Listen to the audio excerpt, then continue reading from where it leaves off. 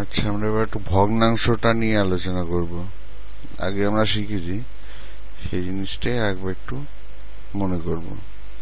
দেখো, আমরা লিখছি 5 ভাগের 2 ভাগ, 2/5। উপরটা কি বলা হয়? 2টাকে লব, আর নিচে যেটা থাকে ভগ্নাংশে তাকে কি বলা হয়? হর। তাই তো? আমরা সবই জানি, একটু মনে করে নি সব। উপরটাকে বলা হচ্ছিল আমি যেটা ঘর। পড়ার সময় কি পড়ব? 5 ভাগের 2 ভাগ।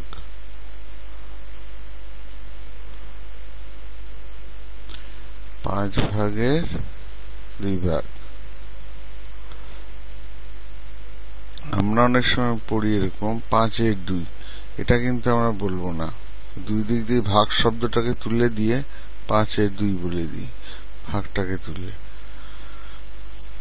ভাগ শব্দ করি না, সেটা কিন্তু অন্যরকম মানে দাঁড়িয়ে যায়। ওইভাবে কিন্তু আমরা পড়া শিখবো না, ঠিক আছে? আমি তাহলে লিখেছি 5-এর 2। অনেক সময় আমরা বলে থাকি, এটা কিন্তু কখনোই আমরা লিখবো না বা বলবো না।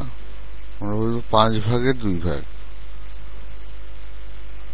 হরে যেটা থাকে সেটাকে আগে, লবে যেটা থাকে সেটাকে পরে বলি। 5 ভাগের 2 ভাগ। আচ্ছা, দুটো ভগ্নাংশ লিখছি, 7 ভাগের 3 ভাগ আর 7 ভাগের 5 ভাগ। তোমরা এগুলোকে বলতে পারো 3/7 বা 5/7।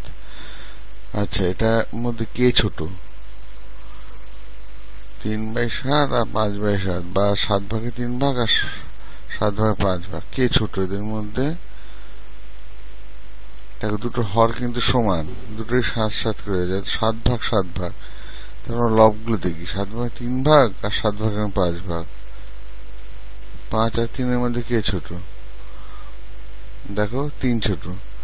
7 ভাগে 3 ভাগটা নিশ্চয়ই কম 5 ভাগের থেকে। তাহলে আমরা লিখব 7 ভাগে 3 ভাগ লেস দেন 7 ভাগের 5 ভাগ। লেস দেন চিহ্ন দিলাম, এই চিহ্নটা আমরা আগেই শিখেছি, লেস দেন চিহ্ন। তাহলে বাঁ দিকেরটা ছোট ডান দিকেরটার থেকে। তাহলে কি নিয়মটা দেখলাম? যদি হর সমান থাকে, অর্থাৎ যতগুলো ভাগ করা হয়েছে কোনো জিনিসকে বা কোনো বস্তুকে, সেটা আমরা হরে লিখি। সমান থাকে, অর্থাৎ ভাগটা সমান। এটা তোমরা নিজেরাও বাস্তব অভিজ্ঞতা দেখেছ। যদি সমান দুটো পাউরুটি যদি সমান আমরা ভাগ করি, ভাগটা সমান 7 ভাগ করা হয়েছে, তাহলে এবার তার মধ্যে কত ভাগ? একটার ক্ষেত্রে 3 ভাগ না হচ্ছে, একটা ক্ষেত্রে 5 ভাগ না হচ্ছে। অর্থাৎ লবে যেটা না হয় সেটা আমরা লবে লিখি। তাহলে তার মধ্যে লব যেটার বড় হয় সেই ভগ্নাংশটাই বড় হবে, আর লব যেটার ক্ষেত্রে ছোট হবে সেটাই ভগ্নাংশটাই ছোট হবে। খেয়াল রাখবে, এটা কিন্তু হরটা যদি সমান হয়, অর্থাৎ ভাগের সংখ্যাটাই সমান হয়, যতগুলো ভাগ করা হয়েছে কোনো বিষয় কোনো বস্তুকে।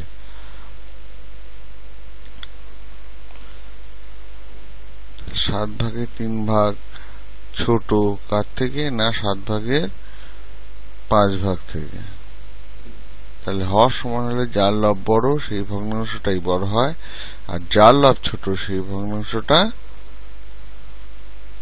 ছোট হয়। তাই তো? তারপর একটা পরিষ্কার নিয়ম দেখলাম, ভালো করে কিন্তু এটা খেয়াল রাখবে, হরটা কিন্তু সমান হওয়া লাগবে। তাহলে শুধু লবটাকে দেখিয়ে আমরা বড় ছোট বিচার করতে পারবো। আর একটা ভগ্নাংশ লেখা হচ্ছে 11 ভাগের 6 ভাগ, আর ধরো 11 ভাগের 5 ভাগ। কে বড়? দেখো, একই ব্যাপার, হর দুটো সমান, দুটোরই 11 করে আছে। মাঝখানে গ্রেটার দেন না লেস দেন, কোন চিহ্ন বসাবো? চিহ্নগুলো তোমরা জানো। তাহলে সেই লবটাকে দেখবো, হর যেতে সমান আছে। বাঁ দিকেরটা দেখো, লবটা কিন্তু বড়, আর ডান দিকের লবটা ছোট। তার মানে অবশ্যই পুরো ভগ্নাংশটা, বাঁদিকে ভগ্নাংশটা ডান দিকে ভগ্নাংশ থেকে বড় হবে, অর্থাৎ গ্রেটার দেন হবে। আমরা আগেও শিখেছি, অর্থাৎ 6/11 গ্রেটার দেন 5/11। ঠিক আছে? এবার আমরা বড় থেকে ছোট সংখ্যা একটা বিয়োগ করা শিখি ভগ্নাংশে। বড় ভগ্নাংশ থেকে ছোট ভগ্নাংশ বিয়োগ করি। এটা দেখার সাথে সাথে তোমরা খাতা পেনে নিজেরাও চেষ্টা করবে, জিনিসগুলো নিয়ে ভাবতে থাকো। দেখো একদম পরিষ্কার হয়ে যাবে তোমাদের কাছে। নিজেরা ভাবতে থাকো বিষয়গুলোকে নিয়ে, কোনো অসুবিধা হবে না। এগুলো বড় ভগ্নাংশ থেকে ছোট ভগ্নাংশ বিয়োগ করি।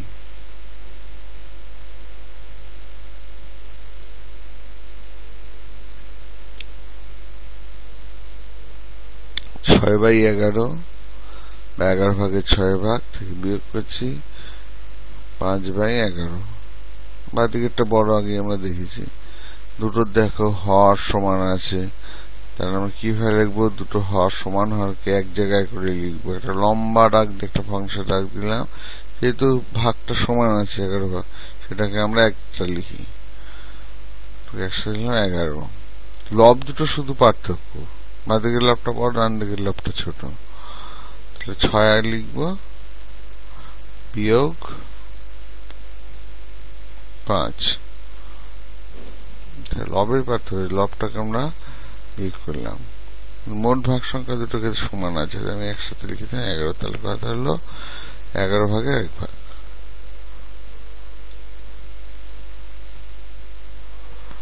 যোগ করি।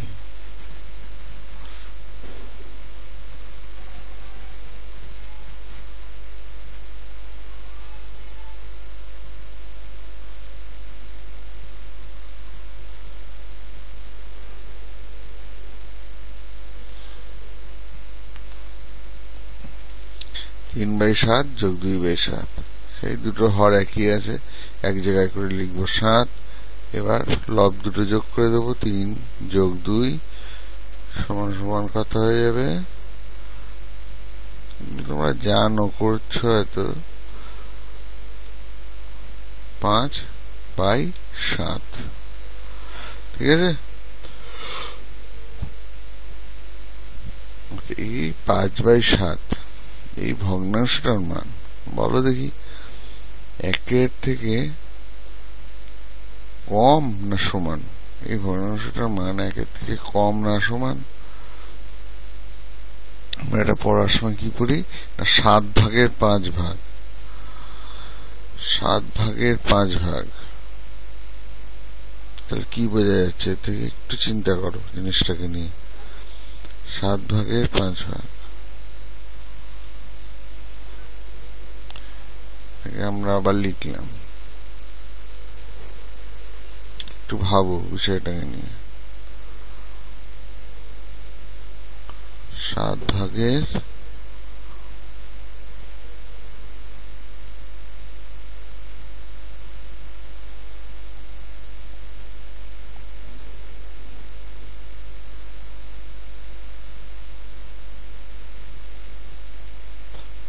ভাগ।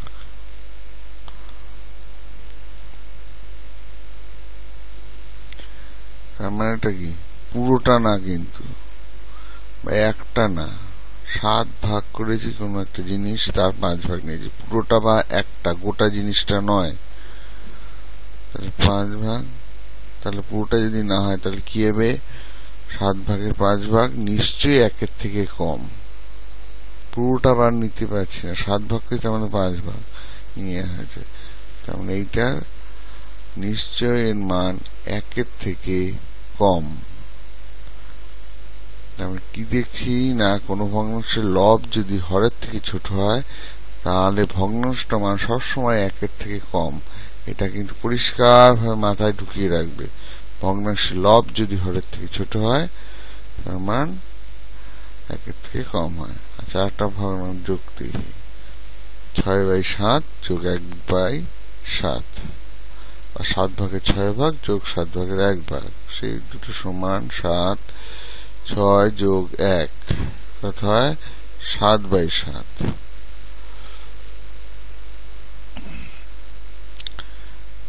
এই 7/7 বা 7/7 ভাগ অর্থাৎ পুরোটা বা গোটাটাই 7 ভাগের 7 ভাগ, 7টা ভাগ করেছি কোন জিনিসকে, তার 7 ভাগই না হলো, অর্থাৎ পুরোটা বা গোটাটাই বা একটাই। 7/7 এর মানটা কিন্তু 1-এর সমান। খেয়াল করো, 7 ভাগের 7 ভাগ মানে পুরোটা বা গোটাটাই, তাহলে 7/7 এর মানটা 1-এর সমান, তাহলে 7/7 সমান সমান 1 আমরা লিখতে পারবো। দেখো আমাদের ওখানে ভিডিওতে করে দেখানো হচ্ছে, পুরোটা বা একটাই, 7 ভাগের 7 মানে পুরোটাই, সব কটা কিনা হলো। সুতরাং আমরা কি লিখতে পারছি, 7/7 এটা 1-এর সমান, 1-এর সমান, 7/7 সমান সমান 1। খেয়াল রাখবে।